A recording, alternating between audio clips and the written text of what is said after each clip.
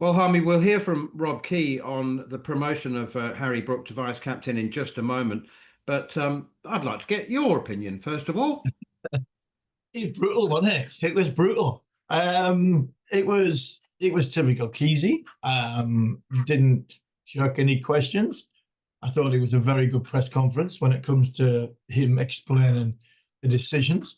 I'd hope he had spoke to individuals that he was talking about. I'm sure he did. I think he said Brendan had spoke to Ollie. I think he said Ben had then spoke to Ollie, and I think Rob had spoke to Ollie as well. So, they've made the decision by speaking to the individual.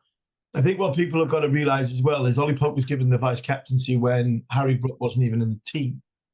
I spoke last week about what I felt Ollie Pope's value was to the group, which was probably to be a very good vice captain and not be put in charge. So, can you have a vice captain that doesn't become captain when the captain gets injured and you bring somebody in over his head? It probably doesn't work like that. So, I've got no problem with Harry Brook being the vice captain. I really don't. I don't see this as much as I think there was a question asked, which I think it was probably right. What's going to change between now and 21st of November? Really, from Bethel or Pope, and I think that I'm not saying there were England were going to sort of tell us who was going to bat at number three, and is Jacob Bethel going to bat there above Ollie Pope? But look, it looks and it seems that Ollie Pope is now going to be out of the side. It looks and it seems that Ollie Pope is going to be England's backup wicketkeeper, not and backup batter. It looks as though Jacob Bethel is going to bat at number three in the first Test match at Perth. He gives them a little bit of calmness when he goes out to bat over the frantic Ollie Pope when he starts. Ollie Pope averages 40 back to number three in the Bazball era, in the problem position. And that, for me, is why I think we've sometimes got to be careful when we start throwing, I think, names around to say Jacob Bethel has got a bat at number three. This kid is supremely talented, but he's got one adult 100. He's got one adult 100. That's it. Ollie Pope has gone to Hyderabad in the first Test match of an Indian series away from home and got 190. This boy might not look as calm and cool and collective when he's out there, when he first goes out there. But when he gets in and scores hundreds, he goes in and gets big hundreds, especially early on in Test series. So as much as I like Bethel, I think sometimes you've got to be careful when we're making big calls like this. The big call is Harry Brook as vice captain. I've got no problem with that because he's the heir apparent. He will captain England when Ben Stokes is done, possibly next year, the year after, all depending on Ben's body. But I think by making this call, listening to Rob and reading between the lines, it looks like Ollie Pope is in that 16-man squad as England's backup wicketkeeper batter. Okay, let's hear from brutal Rob Key on the matter. I think now's the right time. It's just pretty simple, really. We think he's the best person for the job. He's had more experience now in leadership. And, I think that Harry Brook deserves it, really, for the way that he's done it. And there's no really other ulterior motives. There's not like an elaborate scheme that, if we take the vice captaincy off Ollie Pope, it makes him easier to drop. It doesn't matter really if you're vice captain or not, like if we don't feel you're the right person, wherever you're batting, whether that's an opener, number five, wherever, we'll end up bringing in someone that we think can do the job better. So at the moment, Ollie Pope's the man in possession. I think he felt that was coming. And vice captaincy, it's sometimes I think it's not always the most important decision that you've got to make at times. We could have gone down the road of not having a vice captain. But when Popey's done it well. He's fitted into so many different roles that we've asked him to do over the last few years and done them all well. But Harry Brook's just, I think, the better leader and will be the better leader going forward as well. So that's why he gets that job. A lot of the mantra under Ben and Brendan has been about making you feel 10 foot tall. So how easy would it be to lift Ollie Pope up after what he might see as a setback losing the vice captaincy? As I say, we've all spoken to Ollie Pope, and I don't think it was. I don't think being the vice captain of England was something that was really high on Ollie Pope's agenda. You know, when he got the job, probably 2 or 3 years ago, when it was at a time when Harry Brook wasn't in the setup, the team was very much. We're trying to develop the batting unit. We had some of the older, more senior players in the likes of Broad, Anderson, Joe Root had done it before. So Ollie Pope was one of the guys that took the reins on from there, really. But as time has gone, it's emerged that Harry Brook's the leader in the group, really, or one of the leaders. The fact is now, I think we've got a lot of people that are decent leaders in that group, you know, to different degrees, and the way they do it, the way that the example they set, Harry Brook's the one that, you know, is the best of that group. And there's been a lot of talk about Australia and their top order. You obviously toured there 20 odd years ago as an Ashes series. Are you just as excited to be part of the England group this time around ahead of this Ashes? I think you almost just can't wait for it to happen, really. It's this lull before. I think this is going to be one of the best series for a long, long time. And, you know, look, it's going to be really tough, but I'm so excited to see what's going to happen. That's England's managing director of men's cricket, Rob Key, discussing the position of vice captain. Let's talk about Will Jacks. Initially, I think I wasn't alone in thinking that was an absolute bolter, totally unexpected, but really interesting listening to the justification and the plans and, you know, the research, the analysis, the changing nature of Australian pitches, the less likelihood that a spinner at all the venues anyway, maybe Adelaide and Brisbane might fall into this category, possibly even Perth, where a spinner won't bowl that much. Nathan Lyon has bowled fewer and fewer overs in test matches as the years have gone by over the last 3 or 4 years anyway. He obviously, we know his batting quality. He's a better spinner than the number of overs bowls he has bowled suggests. He's bowled very, very little, but let's not forget he does spin it. He is 6'1", as we mentioned last week, and he's a very fine batsman. And he took 6 wickets on his Test debut, albeit in helpful conditions in Pakistan. And you know, so from being a real shock. There was a very good piece by Simon Wilde in the Sunday Times as well, in which he analysed the reasons behind Will Jacks' selection. He's also an option to balance the side if and when, I was about to say, Ben Stokes is unavailable for one test match. So it all seems to make a lot more sense than it did initially. Am I on the right line?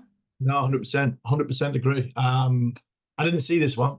I must admit, I was so focused on Chris Woakes and Rian Ahmed being England's plan B if anything happened to Ben, because I think as much as you don't want to see it, and as much as, you know, by all accounts and reports, Ben's been training with Durham, and he looks in really, really good form and really good fettle.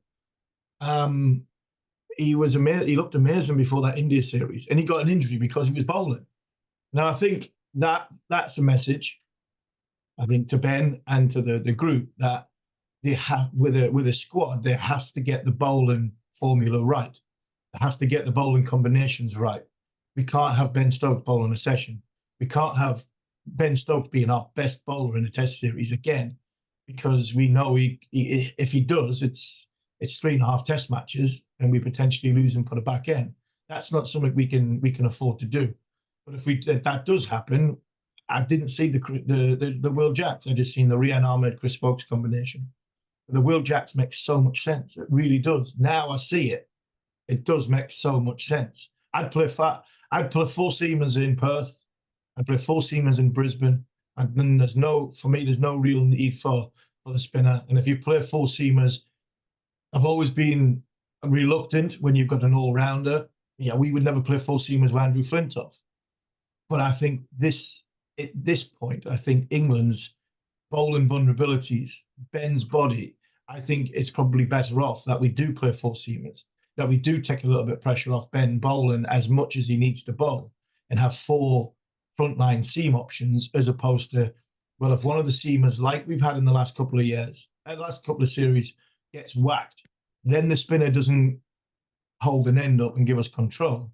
then all of a sudden Stokes has got a ball for a long period of time, but he can't do it. So for me, I'd play 4 seam options, but it also gives you the option that later on in the series, that if you are on top and you do potentially need a little bit of spin, that you could lengthen, especially if you're winning, you could lengthen your batting unit by having Will Jacks at number 8.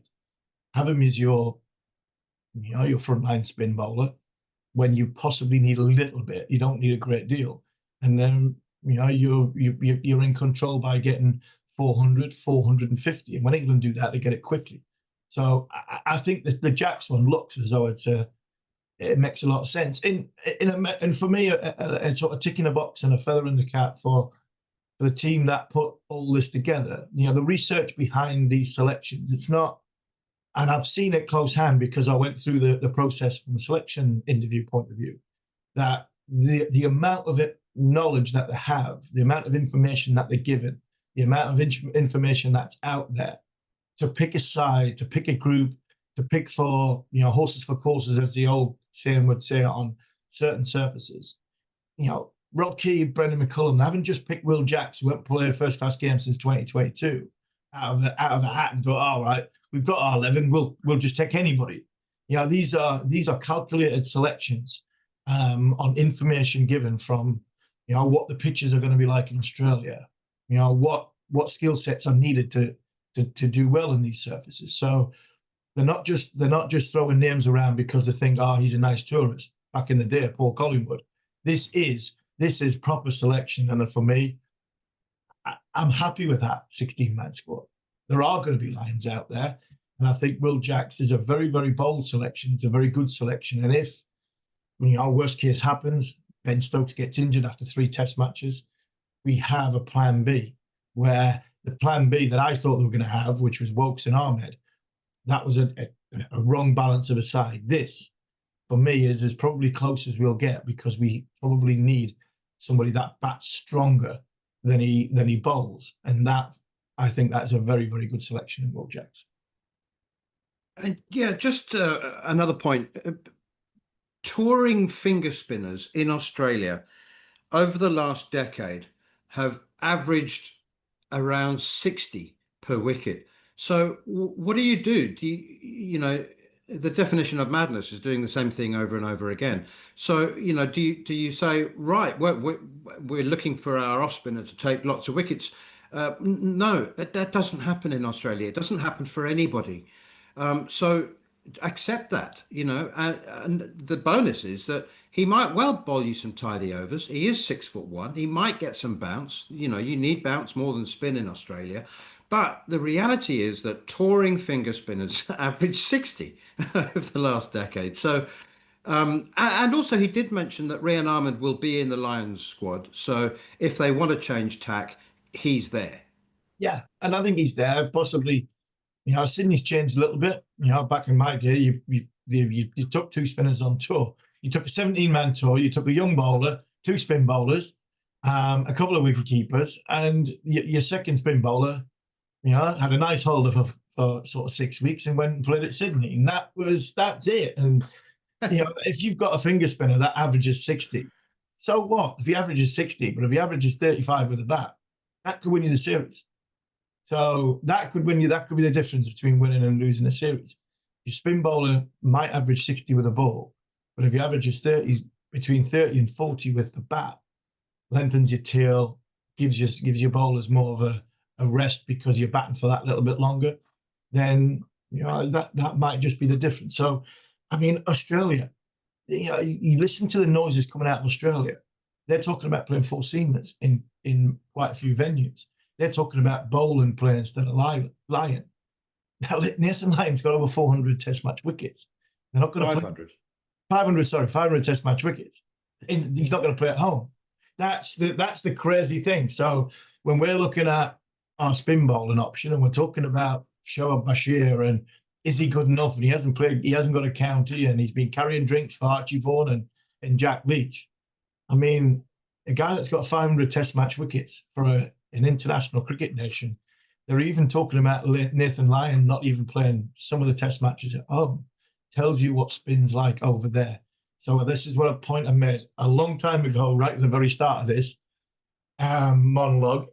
You have to get your combinations right. And it's important that England have got a group of fast bowlers and an all-rounder who is in top form with the ball, even with a little bit of an injury, after Ben Stokes bowled in India.